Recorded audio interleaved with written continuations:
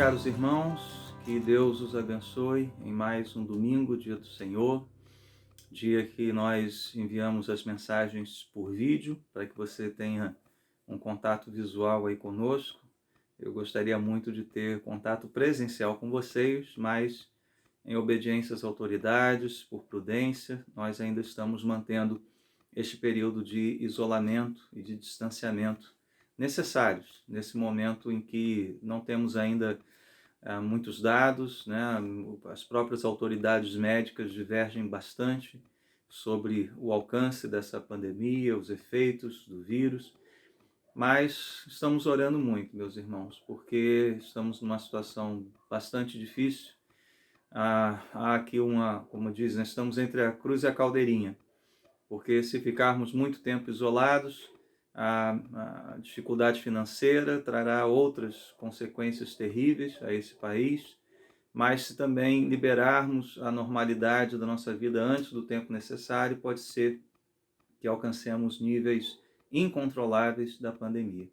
É uma decisão difícil para os nossos homens públicos, portanto, ore por eles, ore por todas as esferas de autoridade, ore pelos médicos, ore pelos especialistas, ore pelos governadores, prefeitos, pelo presidente da República, ore para que Deus dê sabedoria, mas ore também para que o Senhor afaste do caminho desta nação aqueles que usam essas situações como capital político para promover suas próprias agendas. Porque eles um dia estarão diante daquele que tem todo o poder, daquele que é o rei de todo o reino, daquele que é o único ser digno de toda a glória. E é sobre isso que nos fala a última linha do Pai Nosso. Quero chamar a sua atenção para algumas coisas a respeito desse final da oração. Em primeiro lugar, talvez sua Bíblia tenha algum tipo de observação ou sinal gráfico, provavelmente um colchete, e você vai perceber então que, pela nota de rodapé, que esse texto não fazia parte dos manuscritos mais antigos, né?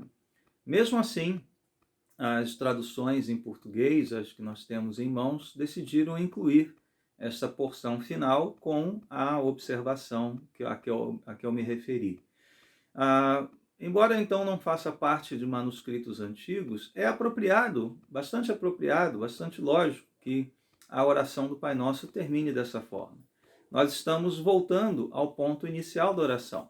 Nós começamos esta oração olhando para Deus, para o Pai que está nos céus. As nossas primeiras petições nessa oração são para que Deus seja honrado de todas as formas, para que o seu nome seja santificado, para que o seu reino venha, para que a sua vontade seja feita. Então, é apropriado que, ao final da oração, nós nos voltemos para Deus novamente, porque dele é o reino, dele é o poder, a ele pertence toda a glória para todo sempre. Então, nós fechamos aqui, criamos uma moldura na oração do Pai Nosso. Deus é o centro das nossas orações, Deus é o centro das nossas vidas, Deus é o centro de todas as coisas. Mas esse final da oração também é importante para apontar para nós. Como assim? Estamos falando que dele é o reino, dele é o poder, dele é a glória. O que nós temos a ver com isso? Bom, se a ele pertence isso tudo, é sinal que nós não somos reis, nós não somos poderosos, nós não podemos buscar a glória própria. Ou seja, se esse texto diz que Deus é absolutamente poderoso, glorioso e soberano, nós não somos. E esse período tem nos mostrado exatamente isso. Nós não temos o controle das nossas vidas. Nós não temos o controle da história. Nós não somos poderosos. Nós não podemos achar de nós mais do que a palavra de Deus diz que nós somos. Então, nós não somos donos do nosso destino, não temos esse poder, somente Deus tem esse poder. Mas esse final da oração também nos traz alento, confiança, fortalece-nos em nosso íntimo, porque de fato só aquele que tem todo o poder pode suprir as nossas necessidades em tempo de carência.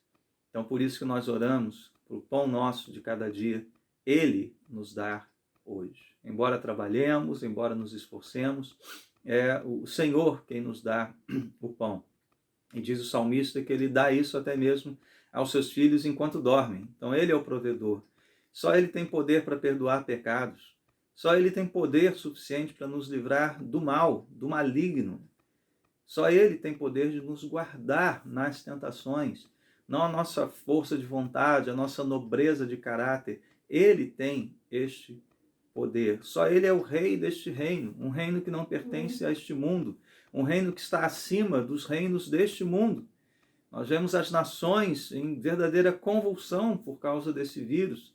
E esses poderosos, às vezes perdidos, sem saber o que fazer, também tendo que lidar com a sua própria insuficiência e insignificância. Só existe um rei. Isaías diz que os príncipes deste mundo são como a gota que sobra de um balde. Aquele resto são como pó. Por mais nobres que sejam, por mais nome que tenham, por maior que seja a extensão do seu domínio e influência, só existe um rei, que é o Senhor Jesus, e não nenhum presidente, nenhum rei de fato, nenhum primeiro-ministro, nenhum ditador, nada nem ninguém se compara ao reino de Deus e ao rei deste reino. E é por isso que a ele pertence toda a glória. A Israel foi acusado ali por Jeremias de trocar a glória com G maiúsculo, trocar a glória, trocar aquele que é a glória de Israel por imagens, por ídolos. Então isso é uma tolice. A Deus pertence a glória. E Ele faz tudo para a sua glória. Como diz Paulo ali na carta aos Efésios, no capítulo 1, tudo é para o louvor da sua glória, tudo traz glória para Ele. Então, ao chegarmos no final desta oração, nós somos confrontados com a nossa insuficiência, com a nossa falta de domínio pleno de todas as coisas, mas também somos confortados, porque se cremos em Deus, sabemos que Ele tem este domínio, sabemos que Ele comanda, sabemos que Ele é o soberano, a Ele pertence toda a glória e todo o louvor.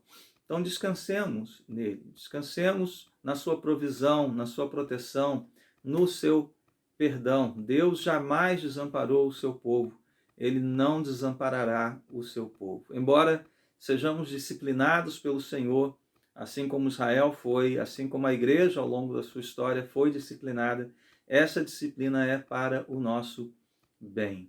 Então continue confiando em Deus, continue confiando em Cristo, a quem Deus deu toda a autoridade sobre todos os reinos, aquele que foi plenamente glorificado, tanto na cruz do Calvário, quanto no túmulo vazio, e em sua ascensão mostrou isso a olhos vistos.